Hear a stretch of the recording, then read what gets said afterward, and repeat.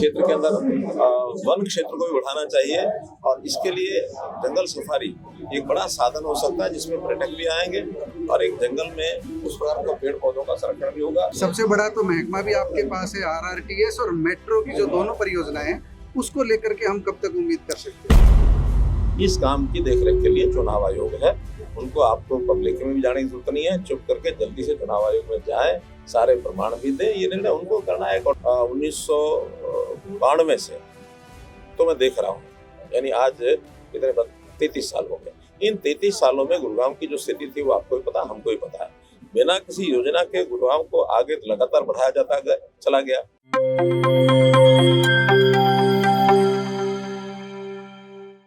प्यारे दोस्तों, सादर अभिवादन। मैं हूं महेश कुमार वैद्य और आप देख रहे हैं एनजेपी हरियाणा। दोस्तों, गुरुग्राम व आसपास के सभी जिलों के लिए 2 अगस्त की यह बड़ी खबर है। उद्योग, वाणिज्य व वन एवं पर्यावरण मंत्री राव नरबीर सिंह के बुलावे पर आज मातृवन की लॉन्चिंग करने, वन महोत्सव में भाग लेने व एक पेड़ मां के नाम अभियान को गति देने गुरुग्राम पहुंचे केंद्रीय मंत्री मनोहर लाल व भूपेंद्र यादव ने नरबीर सिंह को खुश कर दिया। HSIIDC यानी Haryana state industrial and infrastructure development corporation के अधिकारियों के माध्यम से जो भी सुझाव मिले, दूसरे अधिकारियों के माध्यम से जो भी सुझाव मिले, नरबीर सिंह के माध्यम से जो भी सुझाव मिले, मनोहर लाल उन्हें पूरा करने का आश्वासन देते रहे। आप समझ सकते हैं कि जब नायब सैनी तक मनोहर लाल के सुझाव पहुंचेंगे तो उनके पूरा होने में संशय नहीं बचेगा, क्योंकि मनोहर लाल की बात में दम है, भूपेंद्र यादव की बात में दम है। मनोहर लाल व भूपेंद्र यादव ने राव नरबीर सिंह के साथ पहले मानेसर व बाद में गुरुग्राम में होंडा, इस्कॉन व दूसरी गैर सरकारी संस्थाओं की मदद से पौधारोपण किया और बाद में पत्रकारों से बातचीत की। मंत्रियों ने गुरुग्राम के लिए 3 बड़े प्रस्तावों को सिरे चढ़ाने का पूरा प्रयास करने का आश्वासन दिया। इनमें HSIIDC की ओर से सेंट्रल पार्क विकसित करने, सेक्टर 29 के आसपास या किसी अन्य उचित स्थान पर सिंगापुर की तर्ज पर एक्वेरियम बनाने और मानेसर के निकट एक ऐसी वेडिंग सिटी विकसित करने जहां सगाई से लेकर विदाई तक सब कुछ एक ही परिसर में सुलभ होगा। बैंड बाजे से लेकर समारोह स्थल तक सब कुछ एक जगह मिलेगा। आप समझ सकते हैं कि डेस्टिनेशन वेडिंग के लिए जो जरूरत होती है वो सारी जरूरत HSIIDC पूरी करने जा रहा है। एक्वेरियम जल जीवों की विचित्र दुनिया के अध्ययन का एक अवसर प्रदान करेगा। मनोहर लाल ने इन पर विस्तार से प्रकाश डाला और ये कह सकते हैं कि मनोहर लाल ने इन्हें पूरा करवाने का आश्वासन भी दिया। इसी क्रम में मनोहर लाल ने जंगल सफारी, डिज्नीलैंड व RRTS की परियोजना को पूरी करने का वादा भी किया। गुरुग्राम की मेट्रो परियोजना पर भी तेजी दिखाने की बात कही। पहले आप उनकी प्रेस कॉन्फ्रेंस सुनिए। हमारे पास यहाँ जो जंगल विभाग की जमीन है वो कुछ PLBA में है, कुछ फॉरेस्ट में है, और हमने पिछले दिनों में हमारे केंद्रीय वन और पर्यावरण मंत्री श्री भूपेंद्र यादव जी से बातचीत करके और हमारी हरियाणा सरकार के लोगों से बात करके और एक योजना ये बनाई, यहाँ पर्यटकों को भी लाना चाहिए और इस क्षेत्र के अंदर वन क्षेत्र को भी बढ़ाना चाहिए और इसके लिए जंगल सफारी एक बड़ा साधन हो सकता है, जिसमें पर्यटक भी आएंगे और एक जंगल में उस प्रकार का पेड़ पौधों का संरक्षण भी होगा, जीव जंतुओं का संरक्षण भी होगा। तो उसका आज हम भ्रमण करने गए थे, भ्रमण करके आए हैं। मोटा मोटा एक प्रारूप विभाग के लोगों ने दिखाया है, उस पर बैठ करके फाइनल जो भी कुछ बारीकियां होंगी उसके पास होने के बाद फिर हम आगे उसका काम शुरू कराएंगे। सर, मानेसर में भी, गुरुग्राम में भी पॉल्यूशन रिड्यूस की बात आई, एयर क्वालिटी इंडेक्स की बात आई। सबसे बड़ा तो महकमा भी आपके पास है, RRTS और मेट्रो की जो दोनों परियोजनाएं हैं, उसको लेकर के हम कब तक उम्मीद कर सकते हैं? हरियाणा कब तक उम्मीद कर सकते हैं? लगातार हर चीज पर काम चल रहा है, क्योंकि बड़ी प्रोसेस लंबी होती है, उसकी फिजिबिलिटी देखनी पड़ती है, फिर लैंड की जरूरत होती है, लैंड एक्वायर करनी पड़ती है, बाद में फिर इसका केंद्रीय कैबिनेट से भी पास होना होता है। तो ऐसी प्रोसेस में 6-7 महीने लग जाते हैं, लेकिन काफी काम उसमें हो चुका है। अब अंत में कैबिनेट से जैसे ही क्लियर होके आएगा, इन दोनों प्रोजेक्ट्स पर काम शुरू होगा।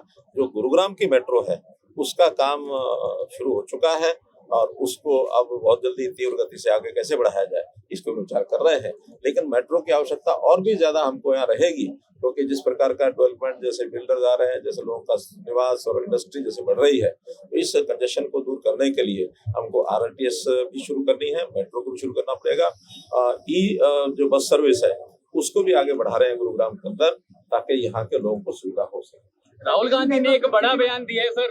राहुल गांधी ने एक बड़ा बयान दिया। उन्होंने कहा है कि 2024 के लोकसभा चुनाव में धांधली हुई है। हमारे पास सबूत भी हैं और जब समय आएगा हम साबित करेंगे। इस काम की देखरेख के लिए चुनाव आयोग है, उनको आपको पब्लिक में भी जाने की जरूरत नहीं है। चुप करके जल्दी से चुनाव आयोग में जाए, सारे प्रमाण भी दें। ये निर्णय उनको करना है, एक ऑटोनोमस बॉडी है, एक संवैधानिक बॉडी है। तो इसके लिए केवल एक अफवाह फैलाने का उनका जो अभ्यास है वो पारंगत है। करे चुनाव आयोग हमारी सुनता ही नहीं।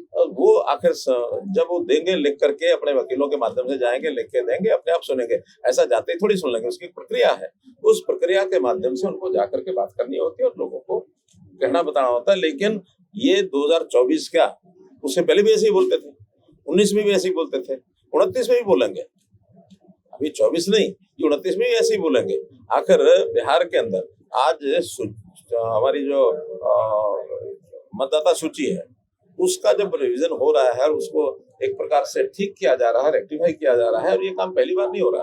20 साल पहले भी हुआ था, 2004-5 में भी हुआ था, और मैं कह रहा हूँ ये 2045 में फिर होगा। तो इसलिए हर बार, क्योंकि ये प्रक्रिया है सामान्य कि कोई गलत टाइप के अगर ऐसे बन गए हैं वोटर तो उनको एक बार ठीक से थोरो जांच की जाए, उसको बाहर किया जाए।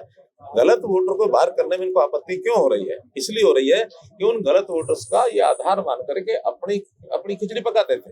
अब जो गलत वोटर हैं, इलीगल वोटर्स हैं, वो खिचड़ी इनकी पकेगी नहीं। तो इस प्रकार से इन कामों का विरोध करना इनका स्वभाव है, लगातार करेंगे, आगे भी करेंगे। देखिए अभी उसकी अनाउंसमेंट हुई है, उसके लिए जमीन मार्क कर दी गई है, तो उसका जो प्रोसेस होता है उसमें कुछ समय लगेगा। लेकिन वो सारा जब एक अनाउंसमेंट हुई है, मुख्यमंत्री भी अनाउंसमेंट कर दी है, हमने भी समर्थन कर दिया है, केंद्र सरकार की ओर से भी जो सहयोग चाहिएगा वो देंगे।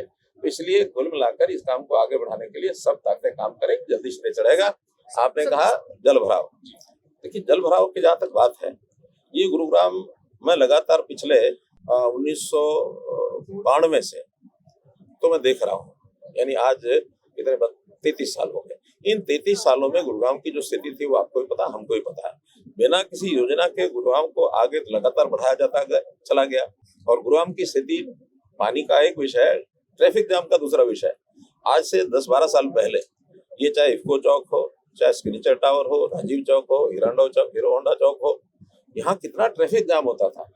2-2 घंटे निकल नहीं पाते थे। मेरे गोविंद जी उस समय यहाँ वकील होते थे, वकालत करते थे। तो वकालत करते हुए गुड़गांव में जब जाते थे तो इन्हीं को घंटा 2 घंटे वहां यानी रुके रहना पड़ता था। आज हम वहां से जब निकले तो कोई ट्रैफिक का जाम होता नहीं। अब चूंकि अंडरपास जितने बने हैं, स्वाभाविक है जमीन के जो आम लेवल से नीचे बने हैं तो यहाँ का जो सिस्टम यानी सीवरेज और ड्रेनेज सिस्टम है वो इतना डाउन का नहीं था कि उसका पानी वो ग्रेविटी से जा सके। उस पानी को पावर आउट किया जाता है। तो पावर आउट करने के लिए जमीन जब वर्षा आती है और भारी वर्षा आती है तो उसमें समय लगता है, उसमें घंटा लगे, 1.5 लगे, 2 लगे। और ये गुरुग्राम के लोगों को पता भी है। केवल जिन लोगों को आलोचना करनी होती है वो आपके सामने आते हैं। यहाँ का पानी इतना भारी वर्षा, जैसे आज बताया गया 190 mm कितना होता है, 119 mm यानी 12 सेंटीमीटर। 1 घंटे में 12 सेंटीमीटर वर्षा, ये अपने में इस प्रकार का विषय है कि जिसके ऊपर बहुत लोग तो आसानी से भरोसा ही नहीं करते। 12 mm कितना होता है, 1 फुट 12 cm। 12 cm यानी 1 फुट। 1 फुट पानी 1 घंटे के अंदर आएगा और सब तरफ से इकट्ठा होके आएगा। लो लाइंग एरिया उसमें रहेगा, जाएगा तो उसको जल्दी निकालना ये एडमिनिस्ट्रेशन का काम है। और मुझे लगता है 1-1.5 घंटे के से ज्यादा पानी रुकता नहीं। लेकिन हंगामेदार होती है, कार्रवाई भी बाधित हो जाती है कई बार। कितना नुकसान देशवासियों को होता है, क्योंकि लाखों रुपए खर्च होते हैं लोकसभा राज्यसभा के लिए। आपने ठीक कहा, लोकसभा और राज्यसभा ये विपक्ष और पक्ष को बैठ करके आपस में मिल करके जन समस्याओं के ऊपर विचार करने का होता है। वो विचार नहीं करते हैं, शोरगुल करके कैसे बाधा डाली जाए, सेशन कैसे न लगे, ये उनका एक हेतु रहता है। और शायद उनको लगता होगा जनता पर बड़ा प्रभाव पड़ रहा है, जनता पर उनके बारे में उल्टा प्रचार हो रहा है कि चलने नहीं देते, बाधा डालते हैं, तो अपना ही कुछ नुकसान कर रहे हैं बिना विषय के। विषय कोई होता नहीं है, जो विषय नहीं होता है तो उनको एक ही लगता है कि बाधा डाल करके बाहर किया जाए ताकि लोग हमको जान जाए, हम बोले, शोर किया और हमारे कारण से बाधा हुई।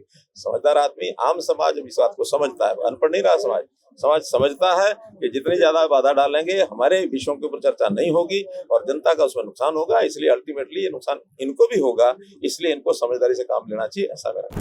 दोस्तों, आपने मनोहर लाल की बातें सुनी। वन महोत्सव समारोह को संबोधित करने से पूर्व केंद्रीय आवासन एवं शहरी कार्य तथा ऊर्जा मंत्री मनोहर लाल व केंद्रीय पर्यावरण वन एवं जलवायु परिवर्तन मंत्री भूपेंद्र यादव ने गांव सकतपुर के समीप जहां जंगल सफारी बननी है उस स्थल का निरीक्षण किया। उनके साथ वन मंत्री राव नरवीर सिंह व वन विभाग के उच्च अधिकारी भी मौजूद रहे।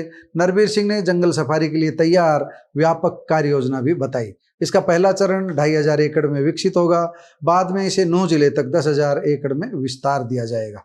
दोस्तों, जंगल सफारी परियोजना 4 चरणों में पूरी होगी। सरकार की ओर से जो जानकारी दी गई है उसके अनुसार जंगल सफारी में प्रवेश के लिए 4 स्थानों पर गेट लगाए जाएंगे। एक gate Delhi Mumbai expressway पर सोना के समीप होगा, दूसरा गेट तावड़ू सोना मार्ग पर होगा, तीसरा गेट नौरंगपुर के पास और चौथा सकतपुर गांव में होगा। इस परियोजना के लिए शारजाह सफारी, गुजरात के जामनगर स्थित वंतारा सफारी व गिर अभ्यारण्य आदि स्थलों का अध्ययन भी किया गया है। आप जानते हैं पिछले दिनों मनोहर लाल, नायब सैनी और नरवीर सिंह तीनों वनतारा होकर के आए थे। इससे पहले भी तीनों अलग अलग स्थानों का दौरा कर चुके हैं और अध्ययन के बाद जंगल सफारी को मूर्त रूप देने की तैयारी है। ये क्लियर किया गया है, ये स्पष्ट किया गया है, चरणबद्ध ढंग से इसका विकास किया जाएगा और पर्यावरण प्रेमियों को इसके लिए चिंता करने की जरूरत नहीं है। ये बात हम नहीं कह रहे, ये बात मंत्रियों ने समझाई है, ये बात अधिकारियों ने समझाई है कि अरावली संरक्षित होगी, अरावली हरी भरी होगी, अरावली सुरक्षित होगी, अरावली में वन्य जीव पनपेंगे, बढ़ेंगे, अलग अलग तरह की प्रजातियां यहाँ पर आएंगी। नमस्कार, धन्यवाद। दोस्तों, आपको हमारी ये रिपोर्ट कैसी लगी कमेंट बॉक्स में जाकर बताइएगा जरूर। धन्यवाद।